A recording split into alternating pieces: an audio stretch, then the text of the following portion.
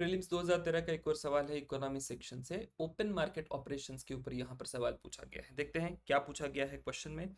So open market operations refer to which of the following. तो सबसे पहला है borrowing by scheduled banks from the RBI, incorrect है। Lending by commercial banks to industry and trade, ये भी correct नहीं है। सी जो ऑप्शन जो है purchase and sale of government securities by RBI, ये यहाँ पर आपका करेक्ट आंसर होगा। ठीक है, तो नन ऑफ द अबव यहाँ पर लागू नहीं होगा, तो option C is the correct answer. जो ओपन मार्केट ऑपरेशंस होती है वो परचेस एंड सेल होती है ऑफ गवर्नमेंट सिक्योरिटीज। क्या क्या कीवर्ड्स यहाँ पर निकल कर आते हैं? एक इंपॉर्टेंट कीवर्ड यही है ओपन मार्केट ऑपरेशंस। दूसरा एक कीवर्ड आप प्रिपेयर कर सकते हैं मॉनेटरी पॉलिसी, लेकिन लास्ट कुछ एक क्वेश्चन देख लीजिएगा, दो तीन सवाल पहले। तो ऑलरेडी हम लोग मॉनेटरी पॉलिसी क्या होती है, उसके टाइप्स वगैरह सब कवर कर चुके हैं, तो I am not going to repeat this particular part. Moving on to explanation, क्या क्या स्टेटमेंट्स दिए गए थे, why they are correct and incorrect. तो पहला स्टेटमेंट था borrowing by scheduled banks from the RBI. तो जो शेड्यूल्ड बैंक्स आरबीआई से बोरो करती है वो जनरली रेपो ऑपरेशंस होती है, वो सारी ही बोरिंग रेपो रेट या रिवर्स रेपो रेट के मैकेनिज्म से यहाँ पर आपको रन होते हुए दिखाई देगी। दूसरा ऑप्शन यहाँ पर था lending by commercial banks to industry and trade. इसका और ओपन मार्केट ऑपरेशन का there was absolutely no relation. बहुत बेसिक स्टेटमेंट है, purchase and sale of government securities, तो उसको हम लोग कहेंगे कि ये ओपन मार्केट ऑपरेशन है। Let us see what open market operation here is. So open market operation refers to the buying and selling of government securities by central bank to control liquidity in the economy। ठीक है, तो ये भी term या keywords आपको यहाँ पर ध्यान में रखने होंगे। इसका पर्पस क्या होगा?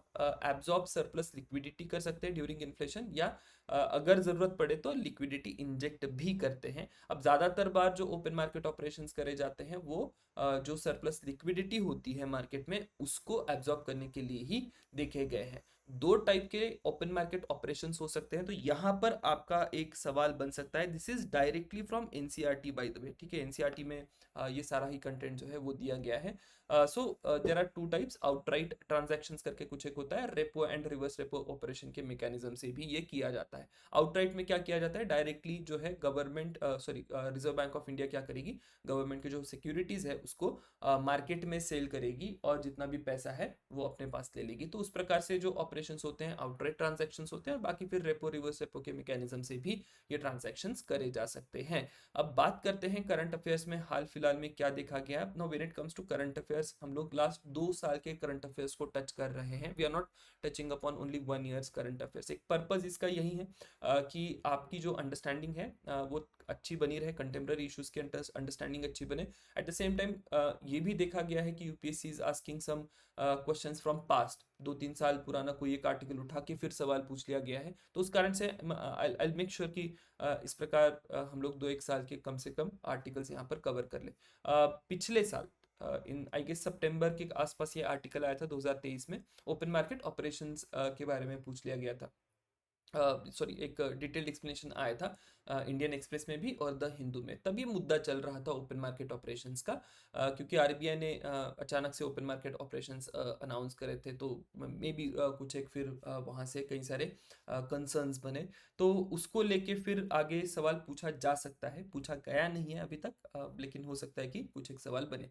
अब कंफ्यूजन का पॉइंट एक है, अगर आप ओपन मार्केट ऑपरेशंस गूगल करें then comes one more scheme, या एक और टर्म यहाँ पर न्यूज में आती है, that is open market sale scheme. अब ये जो ओपन मार्केट सेल स्कीम है, इसका और मॉनेटरी पॉलिसी या आरबीआई का कोई यहाँ पर आपको रिलेशन नहीं दिखाई देगा। ये ओपन मार्केट सेल स्कीम जो है it is regarding food security in India. तो जो हमारी गवर्नमेंट है, गवर्नमेंट्स के पास जितना भी फूड ग्रेन्स का स्टॉक है उसको मार्केट में गवर्नमेंट सेल कर रही थी again in the same period, so as to ease out the inflation. Inflation बहुत बढ़ गई थी, फूड प्राइसेस बहुत बढ़ गई थी, तो उसको कम करने के लिए फिर गवर्नमेंट ने क्या किया, open market sale scheme announce करी थी। तो ओपन मार्केट ऑपरेशंस अलग है, ओपन मार्केट सेल स्कीम्स यहाँ पर अलग होगी।